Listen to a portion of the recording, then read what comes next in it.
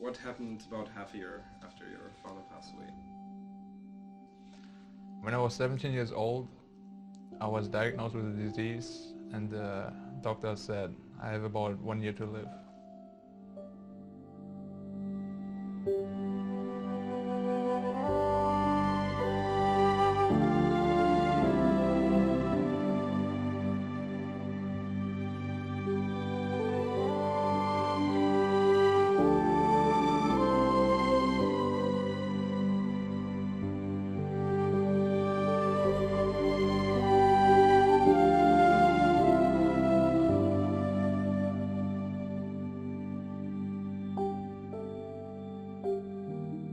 I was born in Marburg and grew up in Allendorf, in Germany of course.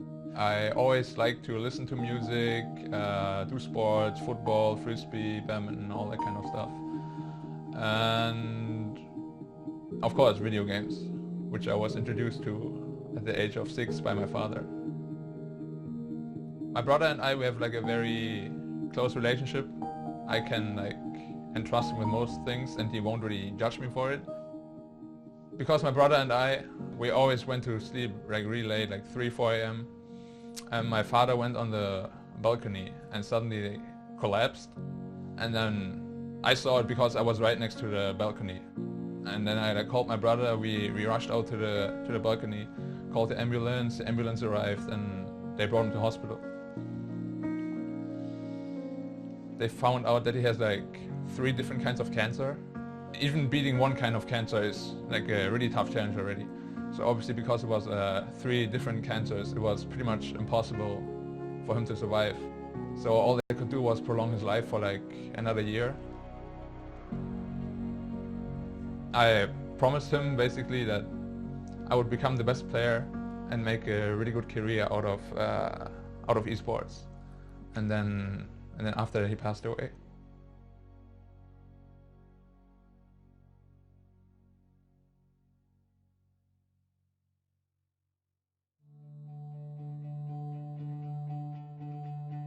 Half a year after my father passed away, I felt really bad. I felt like I had a really long flu and like a really long cold as well. I just felt like really uncomfortable all the time and I really didn't know what was wrong. So I went back to the doctor and basically he diagnosed that I had a very rare disease, which is called the non-Hodgkin lymphoma. And because it was pretty advanced at that stage already, the only real treatment was to get a bone marrow transplant. And basically he said, if we can't find a possible donor in 1 year, then it would probably be like too late. I didn't tell my brother and mom about it because at the time they had to face a lot of hardship already because my dad died like half a year before that, and I really saw how it affected them, like mentally and emotionally as well.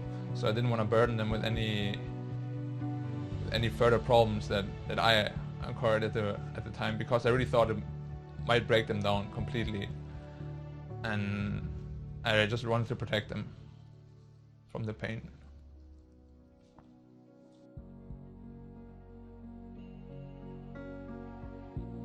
Even in that year, obviously I didn't know I would find a donor in time. So I tried to live every day to the fullest and try as hard as I possibly could to achieve what I can, like take it day by day. When I found a donor, obviously I just bursted out in happiness. It was like the first time I was ever really happy to go to the hospital, I think, in my life. As time passed on, I felt like I'm more vital than I was before I had the surgery. Like when I did sports, I would run faster. I would be able to lift heavier stuff when I went to the gym. Just all around it felt like a body upgrade. That felt really amazing. I started to run marathons, just basically try to overcome my own limits. Once you overcome your own limits, it's kind of like breaking a barrier. And after you broke the barrier, you feel like you can accomplish so much more than you could before.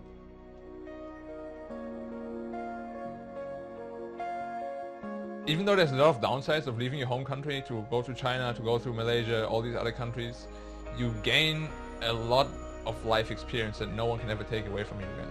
Like, you grow up a lot. I became very, very independent, and what I learned from then on is that you should always live every day to like the fullest. And like every day spent worrying is actually a very wasted day. No matter what happens, you can never just like sit back and worry about life. As soon as that happens, you basically give up, and as soon as you give up, I don't know, it doesn't really feel like living anymore. And then when I started just living life again to the fullest, like every day, it felt really good. You feel happy again, you can actually start achieving your goals again, you can set goals that you didn't have before. So I think the most important part is really that you never ever give up on what you really think you should be doing. Definitely never ever give up on life. If something tough happens in your life, you always need to get back up and start fighting again.